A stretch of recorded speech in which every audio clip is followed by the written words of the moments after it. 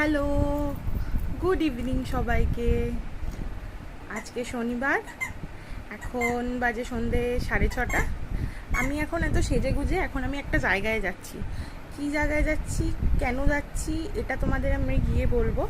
তাহলে অপেক্ষা করো, তোমরা একটু সঙ্গে থাকো আমার। দেখো আমি কোথায় যাচ্ছি। এই যে আমি এখন বেরিয়ে পড়েছি, আমি এখন যাচ্ছি। হ্যাপি কি হ্যালো, আমি চলে এসেছি। যেরকম তোমাদেরকে বলেছিলাম আমি একটা জায়গায় যাচ্ছি।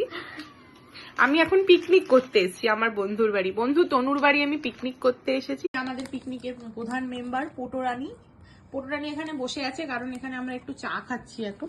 এই যে সাথে আঙ্কেল চিপস, যেটা আমাদের বন্ধু শেষ করে ফেলেছে। আরেক বন্ধু এখন চা খেতে ব্যস্ত আছে। কেন এরকম করলো চোখটা আমি ঠিক জানি না। এই যে পোটো বিস্কুট খাচ্ছে। ঠিক আছে, আমরা এরপর অনেক রান্না বান্না করবো। ইয়েস গাইস, এই যে আমার বন্ধু তনু এখন রুটি বানাচ্ছে, রুটি বেলে রেখেছে কি সুন্দর গোল গোল। এই যে রুটি সেকছে, এই যে তাওয়ায় সেকে রেখেছে। এই যে রুটি সেকছে, সুন্দর রুটি সেকছে। আমার রুটিটা খুব বাজে হয়, সেটা পাটুও খেতে পারে না, আলাদা বিষয়, কিন্তু ও সুন্দর রুটি বানায়, পুরো সফটি। আর এখানে ললিতা বন্ধু ডিমের কিছু একটা বলেছে, নামটা জাস্ট টাইমটা এখন দেখুন গাইস, আমরা পিকনিক করছি। মাংস ঠিক এই টাইমে মাংস কড়াইতে কষছে। এই যে ডাইরেক্ট কড়াই থেকে আমরা লাইভ টেলিকাস্ট করছি। এই যে চিকেন লেগ পিস, ঝরঝরে লেগ পিস। রাত 12:46।